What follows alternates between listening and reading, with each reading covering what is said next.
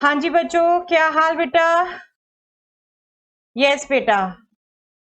2 दिन हुए सीबीएसई ने केस स्टडीज की बुकलेट अपनी इशू कर दी थी और आपको मैंने वो कल व्हाट्सएप ग्रुप में शेयर कर दी थी। आज मैं लाइक करूंगी कि हम उसके सॉल्यूशन डिस्कस करें।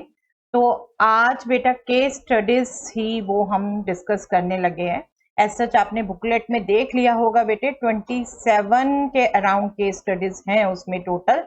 और आज हम डिस्कस करेंगे सिर्फ 5 केस स्टडीज जो रिलेशन फंक्शन की है। आपको एज सच पता है बेटा, केस स्टडीज 2 आनी है सीबीएसई एग्जाम्स में। और आप भी बार बार पूछते जा रहे थे कि क्या मैक्सिमा मिनिमा और प्रोबेबिलिटी। नो डाउट यहाँ फॉल्ट हम लोगों का ही था, जो प्री बोर्ड वगैरह सब दे रहे थे आप लोग। तो मैक्सिमा मिनिमा और प्रोबेबिलिटी से ही ज्यादातर आपको क्वेश्चन मिल रहे थे। बट आपको तब भी मैं कहती जा रही थी ऐसा कोई डिक्लेरेशन नहीं है कि सिर्फ इन 2 टॉपिक से आएंगे। तो अब आई थिंक आपको बुकलेट देख के भी ये तसल्ली हो गई होगी कि केस स्टडी किसी भी टॉपिक से आ सकती है। ओके, तो रिलेशन एंड फंक्शंस की आज 5 केस स्टडीज हम डिस्कस करेंगे जो सीबीएसई की बुकलेट में है। तो चलिए स्टार्ट करते हैं।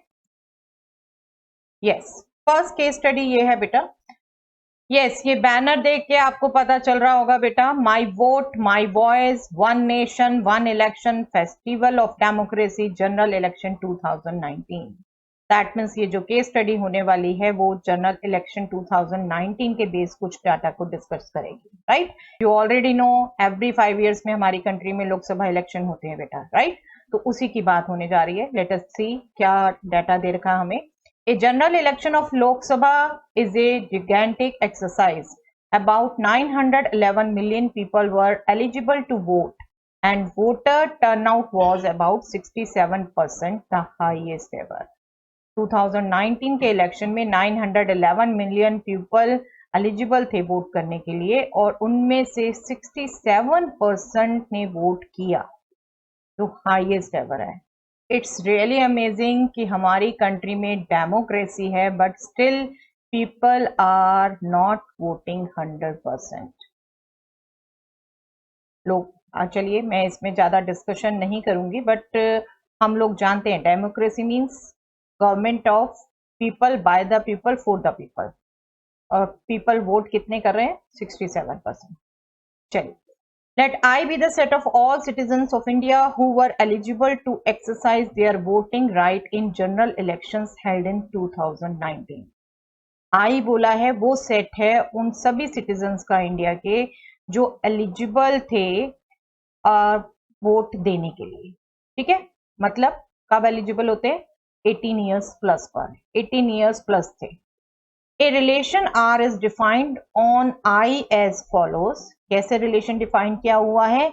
V1 V2 ordered pair V1 V2 है R में if V1 V2 belongs to I, मतलब एलिजिबल सिटीजन्स हैं, एलिजिबल वोटर्स हैं, are both use their voting rights in general election 2019। दोनों ने अपना वोटिंग राइट यूज किया है, मतलब वोट डाला है। अगर 2 पर्सन जो एलिजिबल हैं उन्होंने वोट डाला है तो वो एक दूसरे से इस रिलेशन आर से रिलेटेड है। Simple to understand, right? I hope it is simple for you also. Simple, जो अगर वोट डाला है तो दोनों रिलेटेड हैं, इतना सिंपल सा रिलेशन दिया हुआ है। ठीक है, अब देखिए क्वेश्चन इसके बेस, देखिए डाटा भी कितना सिंपलेस्ट है बेटा। अब इसके बेस क्वेश्चन भी देखिए कितने सिंपल बन रहे हैं। 2 neighbours x and y belongs to I। 2 neighbours हैं, x एंड y उनको नेम दे दिया है, वो I में बिलोंग करते हैं, दैट मीन्स वो एलिजिबल वोटर्स हैं। ठीक है, x exercise his voting right while y did not cast her vote in general election. x ने तो वोट दिया बट y ने नहीं दिया। ठीक है, विच of the following is true? x y belongs to R, y x belongs to R, x does not belongs to R, x y does not belongs to R। एक ने दिया, एक ने नहीं दिया।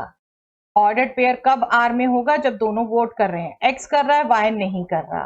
दैट मीन्स ये वाला आंसर सही है। x कर रहा है, y नहीं कर रहा, तो ऑर्डर्ड पेयर R में नहीं होगा। D will be the answer.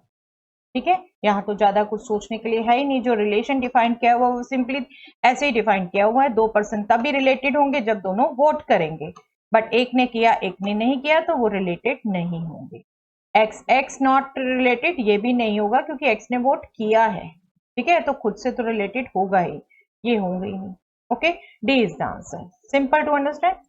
चलिए, mister X and his wife W both exercise their voting right in general election 2019.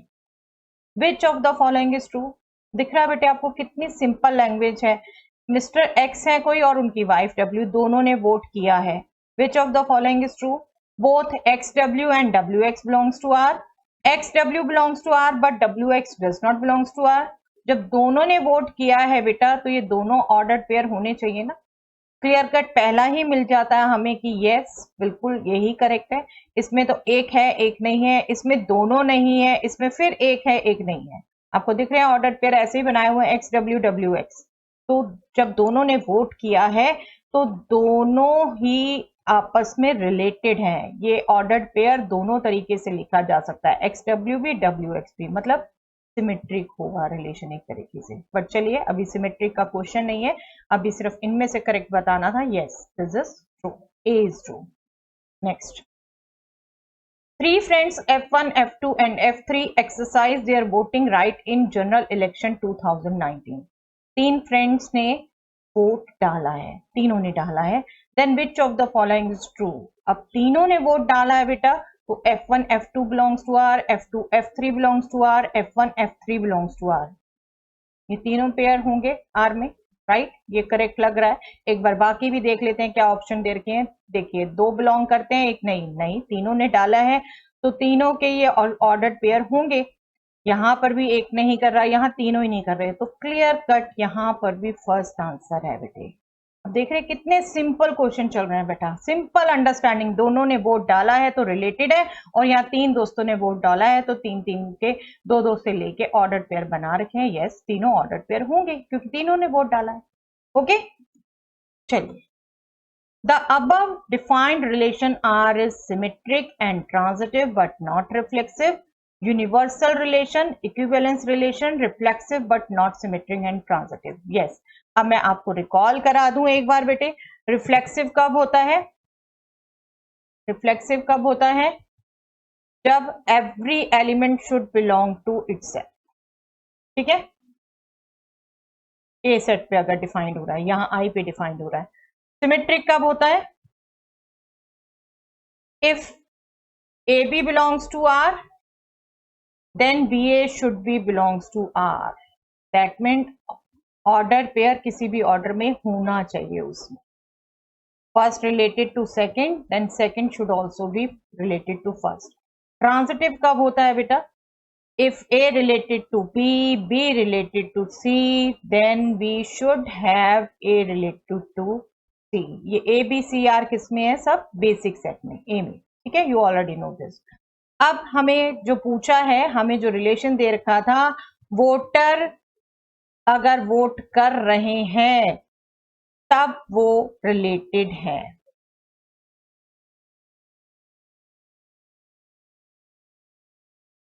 Vote डाला है, ठीक है, दोनों ने डाला है एक्चुअली। तो जब बेटे एक पर्सन ने डाला है तो उसका खुद से रिलेशन हो सकता है ना, रिफ्लेक्सिव हो गया।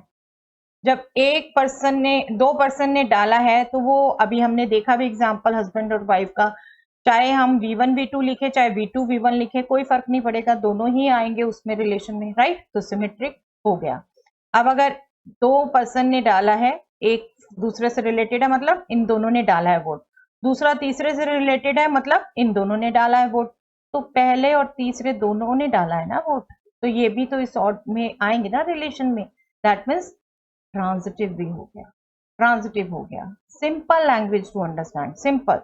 तो सी इज द आंसर, क्योंकि तीनों हो गया तो इक्विवेलेंस रिलेशन होगा ये, राइट? इक्विवेलेंस रिलेशन होगा, राइट? 4 ही करनी है वैसे आपको पता है, but still we are discussing all.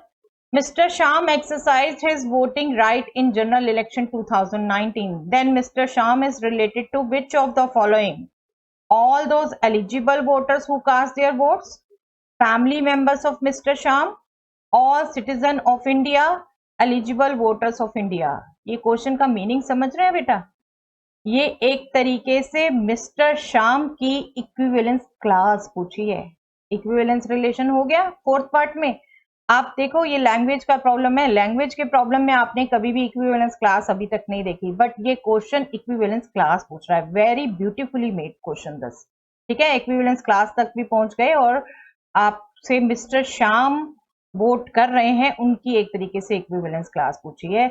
Mister Shyam is related to, तो इक्विवेलेंस क्लास क्या होती है? किन किन से रिलेटेड होता है वही लिखते हैं हम. ठीक है, तो मिस्टर श्याम किन से रिलेटेड होंगे बेटा?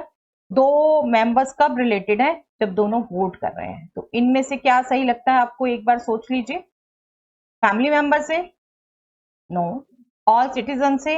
नो. एलिजिबल वोटर से? नो. वोटर एलिजिबल है बट वोट डालने नहीं गया तो रिलेटेड नहीं होगा ना. तो A is the answer. All those eligible voters who cast their votes. All those eligible voters who cast their votes. That means equivalence class of Mr. Sham is all those eligible voters who cast their vote. Okay, simple to understand. तो I think देखो बेटे आपको first case study से ही बिल्कुल confidence बढ़ गया होगा. आपको यही बार बार कहती जा रही थी केस स्टडी से घबराइए मत. सिंपल क्वेश्चंस ही केस स्टडीज में कन्वर्ट होंगे. आप जितने अच्छे से लैंग्वेज अंडरस्टैंड करेंगे उतने अच्छे से करेंगे. ओके, चलिए ये फर्स्ट केस स्टडी हो गई. चलिए दूसरी केस स्टडी देखते हैं. Sharlin and Danju are playing Ludo at home during COVID-19. While rolling the dice, Sharlin's sister Raji observed and noted the possible outcomes of the throw every time belongs to the set this. You already know बेटा, ludo की dice हम throw करते हैं तो 1 2 3 4 5 6 outcomes आती हैं.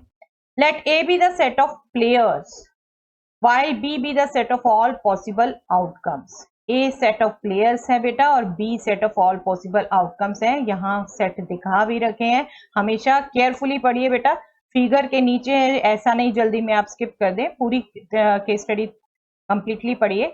ए set दे दिया Sherlyn and Dhanju, ये दोनों प्ले कर रहे हैं तो उनका सेट हो गया. बी हो गया आउटकम्स का.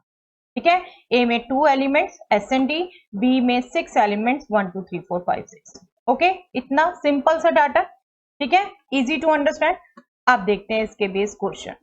Late R from B to B be defined by R is equal to set of ordered pair XY, Y is divisible by X. B to B है मतलब सेकंड सेट पे defined है. Y is divisible by X, ये relation है बेटा. तो आपसे पूछा है इनमें से कौन सा सही है. एक तरीके से आपने रिफ्लेक्सिव, सिमेट्रिक, ट्रांजिटिव चेक करना है और बिल्कुल ऐसा क्वेश्चन हम बुक में भी कर चुके हैं बेटे. आप सीधा फटाफट सिर्फ हम डिस्कस करें. रिफ्लेक्सिव की बात करें, yes every elements divide itself, तो रिफ्लेक्सिव होगा. ठीक है, सिमेट्रिक की बात करें, मैं इससे बेटर यही लिख देती हूँ नंबर से. सिमेट्रिक अगर y is divisible by x,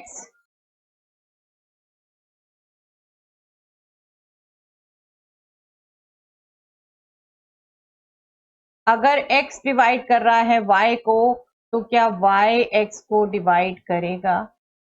अब यहां जैसा सेट दे रखा है बेटा, यहां अगर हम बात करें 1 2 R में है ना, 2 डिवाइड होता है 1 से, बट क्या 2 1 को करता है? क्या 2 1 को करता है डिवाइड?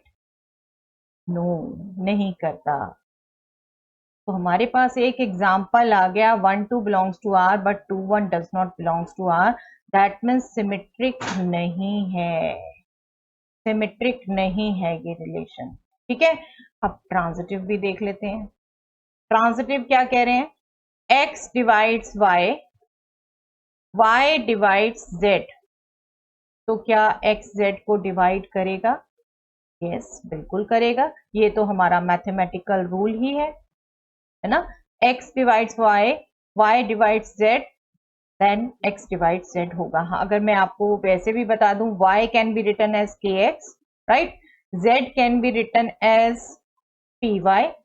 ठीक है, तो z py लिखा जा सकता है. y को यहां पर पुट कर दें तो p into k into x, that means some number into x, that means x divides z. Okay तो xz बिलोंग करेगा ना r को, राइट, दैट मीन्स ट्रांजिटिव है, ट्रांजिटिव है। आपको थॉट प्रोसेस पूरी इसलिए बता दी बेटा, बिल्कुल ऐसा क्वेश्चन बुक में है भी और बिल्कुल थ्योरी में भी आ सकता है, तो बाई चांस साथ साथ चलो वो पूरा रिकॉल हो रहा है, एक तरीके से रिवीजन हो रही है। तो अब क्या देखा हमने, रिफ्लेक्सिव है, ट्रांजिटिव है, बट सिमेट्रिक नहीं है, तो कौन सा सही है, यस फर्स्ट ही सही है बेटा, फर्स्ट ही सही है, A is the answer. Okay, A is the answer. चलिए आपने तो समझना है, पेपर में लिखना नहीं है ऐसा कुछ भी। Yes, Rajiv wants to know the number of functions from A to B. How many number of functions are possible? If you remember बेटा, from A to B कितने functions defined होते हैं, आपको समझा के पूरा ये कहा था फॉर्मूला याद कर लीजिए, that is nothing but number of elements in B power number of elements in A. जिसको नहीं ध्यान हो वो वीडियो देख लीजिए रिलेशन फंक्शन प्लेलिस्ट में जाके, ठीक है, मैं डिस्क्रिप्शन बॉक्स में इसको डाल भी दूंगी आपको। तो यहाँ पर NB क्या था बेटा 6 और NA था 2, तो 6 पावर 2 दैट मीन्स 36 आपका। चलिए बाय चांस पावर में ही लिखा है, A is the answer, answer is A, number में दिया होता तो 36 होता। Okay, simple to get. Let R be a relation on B defined by this. Then R is symmetric, reflexive, transitive. Yes, R B में defined है बेटा, B में reflexive, तीनों को ही चेक कर ले, रिफ्लेक्सिव हर एलिमेंट खुद से रिलेटेड हो, और B में क्या क्या एलिमेंट है 1 2 3 4 5 6। आप देखो पहला 1 1 ही नहीं है, तो रिफ्लेक्सिव तो ये नहीं है, रिफ्लेक्सिव नहीं है, ठीक है, क्यों 1 1 ही नहीं है, एक भी आपका ऑब्जेक्शनेबल आ गया तो वो नहीं हुआ। सिमेट्रिक देखो 1 2 है, 2 1 है क्या, नो, सिमेट्रिक भी नहीं है ये तो, राइट, सिमेट्रिक भी नहीं है, 1 2 है। यहाँ पर आपको कई क्वेश्चंस में रीजनिंग भी बिल्कुल पूछी जा सकती है बेटा, आपको इसलिए पूरा पता होना चाहिए लॉजिकली रीजन। 2 1 नहीं है, 2 1 नहीं है। Yes, transitive, first related to second, second related to third, तो फर्स्ट रिलेटेड टू थर्ड होना चाहिए। 1 to 2 2 to 2, यस 1 to 2 है, वो तो आपको बोला ये है, जो सेम पेयर कभी भी ऑब्जेक्शनेबल नहीं होता बेटा, वो कभी भी प्रॉब्लम नहीं करता। 2 फर्दर किसी से कनेक्टेड नहीं, लीव इट। 1 3 3 4, 1 4 होना चाहिए, क्या है, नो नो, तो ट्रांजिटिव भी नहीं है एज सच, क्योंकि 1 3 है, 1 3 सॉरी कॉमा 2 आ गए, 1 3 एंड 3 4 R में है, बट 1 4 R में नहीं है, राइट, 1 4 R में नहीं है, that means reflexive symmetric transitive नहीं है, तीनों नहीं हुए, तो A B C तीनों नहीं हुए बेटा, D is the answer, D is the answer, none of this, ना रिफ्लेक्सिव ना सिमेट्रिक ना transitive, D is the answer. Okay, आपको जितने अच्छे से कंसेप्ट ध्यान होंगे बेटे उतने अच्छे से कर पाओगे, बस ये तो हर क्वेश्चन का रूल ही है, मैथ्स तो बिना बेस के आगे बढ़ता ही नहीं बेटा कभी भी। Rajiv wants to know the number of relation possible from A to B. How many number of relations are possible? Raji number of relations देखना चाहती है बेटे, कितने डिफाइन हो सकते हैं A to B। अब A में कितने मेंबर्स थे बेटा 2, राइट, और B में कितने थे 6, तो A से B में कितने रिलेशन डिफाइंड हो सकते हैं 2 to the power 2 into 6। A to B कितने रिलेशन डिफाइंड होते हैं बेटा 2 to the power NA into NB, right, तो वो यहाँ ये बन गया 2 power 12, 2 power 12, yes, D is the answer, D is the answer, okay। Fifth part, let R from B to B be defined by R is equal to 1 1 1 2 2 2 3 3 4 4 5 5 6 6, then R is symmetric, symmetric है क्या बेटे, देखो 1 2 है but 2 1 नहीं है, no not symmetric। Reflexive and transitive, transitive ये तो हट गया, सिमेट्रिक है ही नहीं, इक्विवेलेंस होगा ही नहीं, सिमेट्रिक नहीं है, तो यही के चांसेस हैं, बट ट्रांजिटिव चेक कर लेते हैं बेटा। ये सब पेयर सेम है, 1 1 1 गोज टू 2, तो 1 शुड गोज टू 2, और आपको पता है ये सेम वाले कभी ऑब्जेक्शन नहीं करते, राइट। तो ट्रांजिटिव भी है, रिफ्लेक्सिव भी है, यस, बी भी हो गया, बी पार्ट हो गया, आंसर इज बी। आपका रिफ्लेक्सिव के लिए क्या होना था, सब खुद से कनेक्टेड होने थे, वो ऑलरेडी है, 1 1 2 2 3 3 4 4 5 5 6, ओके। तो रिफ्लेक्सिव एंड ट्रांजिटिव है, सिमेट्रिक नहीं है, और सिमेट्रिक नहीं है तो इक्विवेलेंस भी नहीं है, ओके। चलिए, आई होप बेटा इजी लग रही है आपको case studies. Yes, next case study is an organization conducted bike race under two different categories, boys and girls. Totally, there were 250 participants. Among all of them, finally 3 from category 1 and 2 from category 2 were selected for the final race. दो different categories में race हुई है बेटे, boys and girls. Total 250 participant थे, जो final हुए 3 first category में हुए एंड 2 सेकेंड कैटेगरी में हुए फाइनल रेस के लिए select. Ravi forms 2 sets B and G with these participants for his college project. B is B1, B2, B3, G is set with G1, G2. दो girls हुई हैं और 3 बॉयज हुए बेटा, right. Where B represent the set of boys selected and G be the set of girls who were selected at the final race. Okay. Ravi decides to explore these sets for various types of relations and functions. क्या questions हैं बेटा? Ravi wishes to form all the relations possible from B to G. How many such relations are possible? अभी किया बेटा हमने ऐसा questions. Relations कितने possible है? 2 to the power number of element in B, that is 3, into number of element in G, that is 2, that means 2 power 6, which is 64, but यहाँ power में ही दे रखा है A is the answer, ठीक है, A is the answer.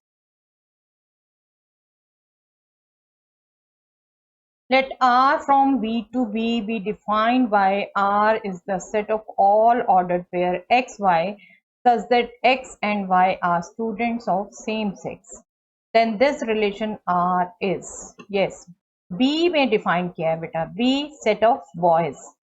जब आपके same sex के होने चाहिए और B में बॉयज ही हैं, तो सभी एलिमेंट्स रिलेटेड होंगे आपस में, सभी एलिमेंट्स रिलेटेड होंगे। सिंपली अगर मैं लिख दूं ये रिलेशन, तो बेटा B1 B1 से, B2 B2 से, B3 B3 से, B1 B2 से, B1 B3 से। आपकी थिंकिंग प्रोसेस चलनी चाहिए, you are not suppose to write this, okay. B2 B3 से, B2 B1 से, B3 B1 से, B3 आपस में तो हमने लिख लिया, B3 B1 से हो गया, B3 B2 से, ओके। अब दिख रहा है बेटे आपको, क्लियर कट दिख रहा है, आई थिंक ये इक्विवेलेंस रिलेशन है, सभी एलिमेंट खुद से रिलेटेड, एक एलिमेंट दूसरे से है तो दूसरा भी पहले से है, B1 B3 से तो B3 B1 से, B2 B3 से तो B3 B2 से, ठीक है।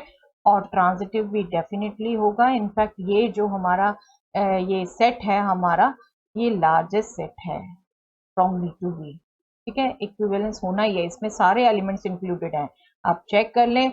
तो B1 B2 से, B2 B3 से, B1 B3 से होना चाहिए, that yes that is here itself B1 B3, ठीक है। इस तरीके से सब आएंगे, ये लार्जेस्ट सेट है, तो yes this is equivalence relation, okay, this is equivalence relation. A part answer हो गया आपका, A is the answer, okay. Simple to understand. Ravi wants to know among those relations how many functions can be formed from B to G. Yes, functions from B to G. B में कितने element थे बेटा? 3. G में कितने थे? 2. हमने क्या किया? सेकेंड सेट में जितने एलिमेंट हैं पावर फर्स्ट सेट में जितने एलिमेंट हैं 2 to the power 3, इतने फंक्शंस डिफाइंड हो सकते हैं, ठीक है। किया ना अभी हमने पिछले क्वेश्चंस में भी ये रिकॉल किया, that means D is the answer. Answer is okay, D to the power 3। ये लेकिन याद होने चाहिए बेटा रिजल्ट अभी आपको, राइट? जो नंबर ऑफ फंक्शंस के, number of one function, reflexive, सब डिस्कस किया हुआ आपसे, इसको देख लीजिएगा एक बार, याद रखिएगा result. Let R from B to G be defined by R is equal to B1 G1, B2 G2, B3 G1. Then R is injective, surjective, neither surjective nor injective, surjective and injective. अब ये आपका define किया हुआ है, एक तरीके से function कह रहे हैं बेटा, और फंक्शन आप देख लो तो yes every element has a unique image, B के सभी एलिमेंट्स की इमेज है और सबकी अपनी अपनी अलग इमेज है, ठीक है? दो की सेम जा रही हो बट वो फंक्शन होने में इंटरेस्ट नहीं करता, वो आगे अभी आप चेक करेंगे। Injectivity means 1 1, subjectivity means onto. 1 1 कब होता है? जब every element has different image, one element has one image, right? तो आपका जो हम थ्योरेटिकल देखते थे वो ये देखते थे, बट ये रोस्टर फॉर्म में है। रोस्टर फॉर्म में आप देखेंगे कि आपके दो एलिमेंट की सेम इमेज ना हो, वो हम पहले ही बात कर चुके। B1 B3 की सेम इमेज है, B1 B3 की सेम इमेज है, ठीक है? क्या इमेज है? G1 G1। तो this is not injective, injective नहीं है, ठीक है? अब सब्जेक्टिव के लिए क्या होता था? सेकंड एलिमेंट के सभी की प्री इमेज हो, दैट मीन्स जी में दो ही एलिमेंट हैं, G1 G2, वो होने चाहिए सेकंड में कवर, यस है दोनों। ये तो एक्स्ट्रा प्री इमेज है वरना दोनों कवर हैं, तो ऑन टू है, सब्जेक्टिव है, ठीक है? दूसरा फॉर्म में दिया था, कोई दिक्कत नहीं हुई। Injective, subjective, neither subjective nor injective, subjective and injective. Injective है नहीं तो सिर्फ सब्जेक्टिव रह गया, B. Answer is B, subjective. Okay, injective क्यों नहीं है? क्योंकि दो की सेम इमेज है, B1 एंड B3। ओके, चलिए next part. Ravi wants to find the number of injective functions from B to G. How many number of injective functions are possible? Yes, ये आपसे डिस्कस कर चुकी हूँ बेटा। B में देखिए नंबर ऑफ एलिमेंट्स जो हैं दैट इज 3 और G में number of elements that is 2। जब फर्स्ट सेट में ज्यादा एलिमेंट हो, सेकंड सेट में कम एलिमेंट हो, तो इंजेक्टिव फंक्शंस डिफाइन नहीं हो सकते, nil. That means 0 is the answer, 0, A, answer A, answer is A, ठीक है? अब यहां कंफ्यूज मत होइएगा बेटा, 0 फैक्टोरियल, बाकी आंसर फैक्टोरियल में 0 फैक्टोरियल देख के कंफ्यूज नहीं होना। 0 फैक्टोरियल क्या होता है? 1, दैट इज 1 नॉट 0। हमारे तो कोई भी नहीं डिफाइन होगा इंजेक्टिव, ठीक है? चलिए yes, next case studies. Yes, 4th number है इसका बेटा, ये मिसप्रिंट है। 5 केस स्टडीज टोटल है रिलेशन फंक्शन में। दिस इज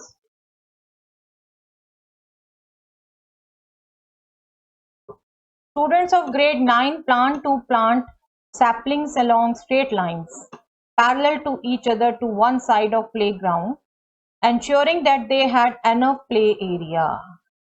प्लेग्राउंड के दोनों तरफ पैरेलल लाइंस में सैपलिंग्स लगाना चाहते हैं और ऐसे लगाना चाहते हैं कि उनके पास प्ले करने के लिए भी, खेलने के लिए भी एनफ एरिया हो। Let us assume that they planted one of the rows of the sapling along the line y is equal to x minus 4. हम ये assume कर लेते हैं y is equal to x minus 4 के along उन्होंने लगाया। Let L be the set of all lines which are parallel on the ground. L उन सभी लाइंस का सेट है जो ग्राउंड पर पैरेलल है। And R be a relation on L, और R L पर रिलेशन है। Answer the following using the above information. y is equal to x minus 4 एक लाइन है जिसके पैरेलल लगाया है, ठीक है? और रिलेशन कैसे डिफाइंड है? L सेट है हमारा पैरेलल लाइंस का, रिलेशन L पर डिफाइंड है। ओके, चलिए देखते हैं क्या पूछा है। Let the relation R be defined as R is equal to L1 L2 ordered pair L1 L2, L1 parallel to L2 where L1 L2 belongs to L. Yes, symbol भी करते हैं बेटा belongs to, और ये भी in fact आपका subscript है बेटा, थोड़ा सा टाइपिंग में हो सकता है ये एरर, और ऐसे भी लिखा हो कोई हर्ज नहीं, नेम दे रहे हैं हम, ठीक है? ये हम एक्टिविटी ही कर चुके हैं बेटा, क्वेश्चन भी आपकी बुक में, एक्टिविटी भी कर चुके हैं, आई थिंक आपको देखते ही रिकॉल हो गया। L1 पैरेलल टू L2 है, तब L1 L2 रिलेटेड है, देन R इज, देखते ही बता सकते हैं बेटे क्या था ये, इक्विवेलेंस था, इक्विवेलेंस था। आपको बिल्कुल एक बार रिकॉल भी कर देती हूँ। L1 लाइन आपके खुद के पैरेलल काउंट होगी, तो सभी लाइन खुद से रिलेटेड होंगी, ठीक है। और L1 अगर L2 के पैरेलल है, L1 L2 के पैरेलल है, तो L2 को भी तो L1 के पैरेलल काउंट किया जाएगा ना, ठीक है, तो सिमेट्रिक भी होंगी। और अगर N1 L2 के पैरेलल है, L2 L3 के पैरेलल है, तो L1 L3 के पैरेलल होगी ना, राइट। L1 हम कह रहे हैं L2 के पैरेलल, और L2 कह रहे हैं L3 के पैरेलल, तो L1 और L3 भी पैरेलल होंगी, ओके।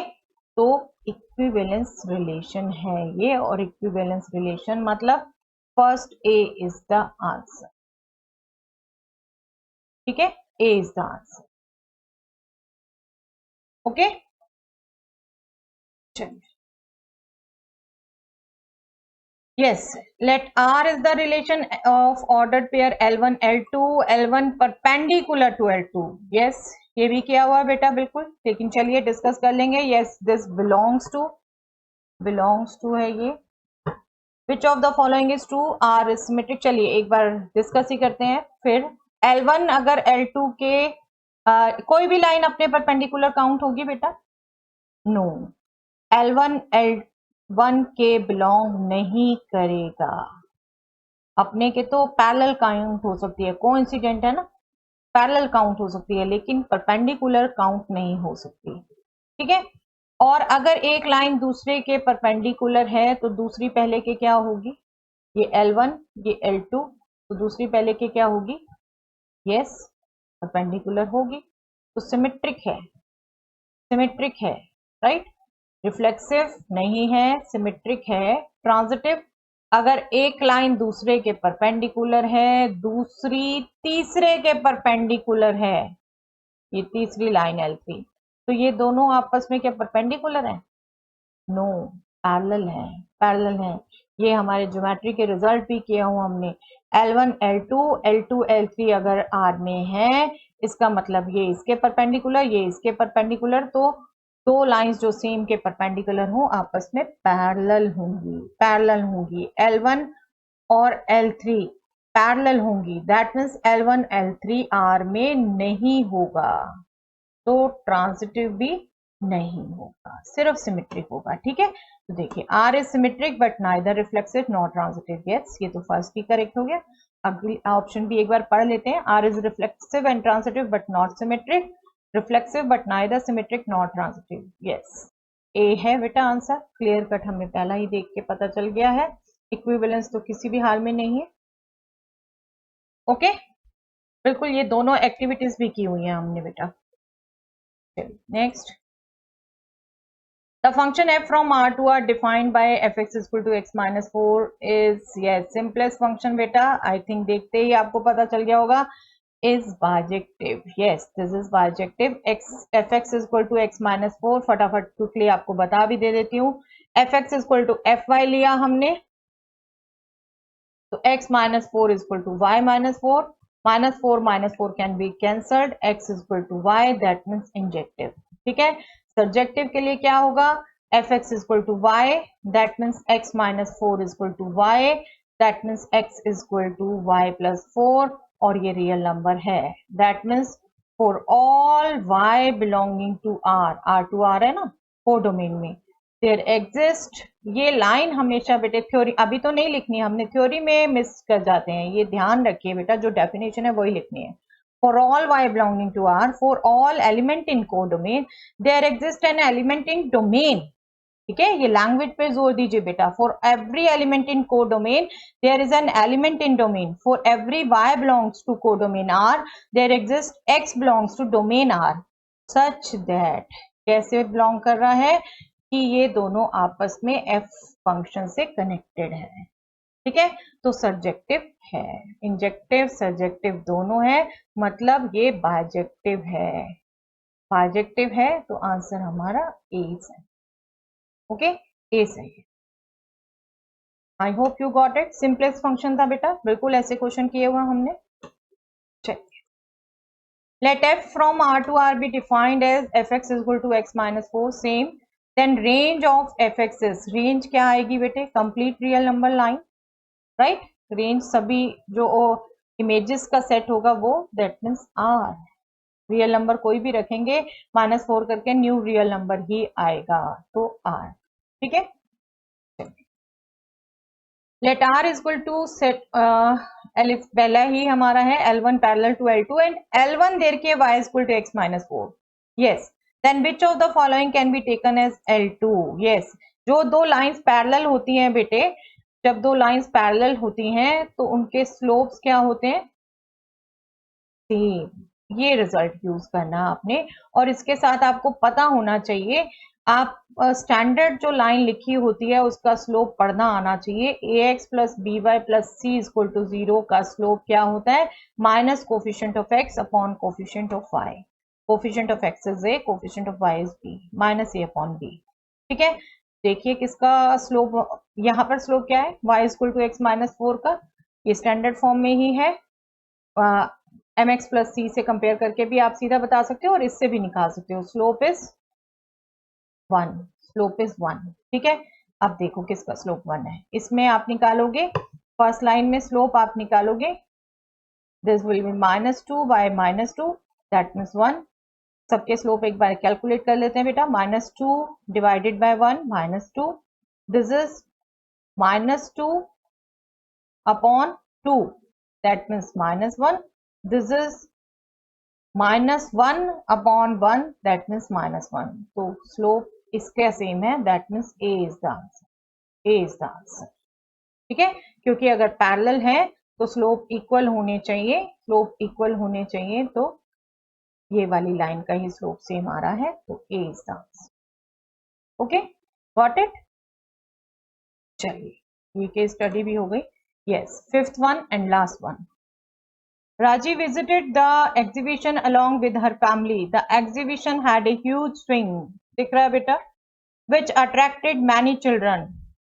दिख रहा है ये झूला बेटे आपको, तूफान में, ये अभी भी आप सबको मिल जाता है, और ये अप्पू घर होता, हम तो जब छोटे थे अप्पू घर था दिल्ली में बेटे, वहां पर ये झूला तूफान में कहलाता था। Raji found that swing traced the path of a parabola as given by y is equal to x square। राजी ने फाउंड किया कि ये जो झूला आपको दिख रहा है यूं घूमता है, ये पैराबोला के लॉन्ग स्विंग कर रहा है, y equal to x square. ठीक है, ये ऑब्जर्व किया उसने कि ये y equal to x square parabola के लॉन्ग स्विंग कर रहा है। ओके, चलिए क्वेश्चन क्या है अब इसके बेस देखते हैं। Let f from r to r be defined by fx equal to x square, neither surjective nor injective, surjective, injective, bijective, yes, fx is equal to x square बेटे, अगर देखो इसमें आप इंजेक्टिव की बात करोगे तो fx is equal to fy की बात करोगे, that means x square is equal to y square, जबकि x और y r में है, तो दोनों के लिए पॉजिटिव नेगेटिव के लिए स्क्वायर पॉजिटिव होगा ना, तो यहाँ दो वैल्यूज आएंगी, तो इंजेक्टिव नहीं है, इंजेक्टिव नहीं है। सब्जेक्टिव चेक कर लें बेटा आप, सब्जेक्टिव कोई ऐसा एलिमेंट है जिसकी प्री इमेज नहीं है, कोई ऐसा एलिमेंट है, x, देखिए y अगर मैं कहूं -1, y belongs to -1, x square कहूं -1, क्या x रियल में होगा, नहीं होगा ना, this is nothing but iota, complex numbers में होगा, इमेजिनरी है ये, ठीक है, रियल में नहीं होगा, तो दैट मीन्स सब्जेक्टिव भी नहीं है। हमारे पास एक एक एग्जाम्पल आ गए क्लियर कट, जिनसे पता चल रहा है ना इंजेक्टिव है ना सब्जेक्टिव है, so A is the answer, A is the answer, answer is A, neither subjective nor injective. ठीक है, नाइदर सब्जेक्टिव नॉर इंजेक्टिव। चलिए let F from N to N be defined as F x equal to x square. बेटा बिल्कुल आपकी book में ये question सब हमने डिस्कस किए हैं, देखिए उसी को कितनी ब्यूटीफुली केस स्टडी में चेंज किया हुआ है। हाँ, आपको ध्यान हो, इंजेक्टिव सब्जेक्टिव जब शुरू किए थे तब इसी टाइप के 5-6 क्वेश्चन है आपके पार्ट्स में, ठीक है। नेचुरल नंबर से नेचुरल नंबर में अब ये 1 1 on 2 होगा या नहीं होगा। देखिए अब क्या होता है, जब आप f x equal to f y करते हो, x square equal to y square करते हो, तो सिर्फ नेचुरल नंबर्स की बात हो रही है, तो बिल्कुल एक्स इक्वल टू वाई होगा, एक्स इक्वल टू वाई होगा, क्योंकि अब नेगेटिव है ही नहीं, नंबर है ही नहीं, तो इंजेक्टिव होगा, इंजेक्टिव है, ठीक है।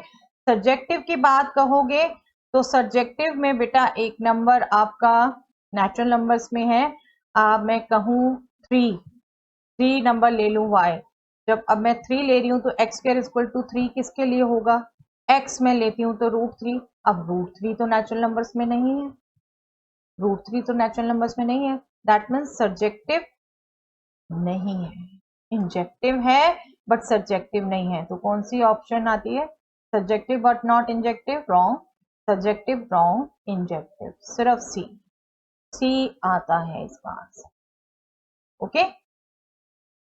ओके, बिल्कुल सिंपल क्वेश्चन वही जो बुक में थे उन्हीं को चेंज किया हुआ बेटे केस स्टडी के फॉर्म में।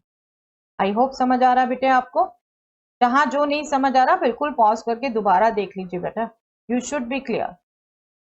चलिए, let F from 1 2 3 this set to this set be defined as F x equal to x square. आपको दिख रहा है बेटे कैसे डिफाइन किया हुआ है, 1 का स्क्वायर 1, 2 का स्क्वायर 4, 3 का स्क्वायर 9, आगे ऐसे ही डिफाइन किया हुआ है।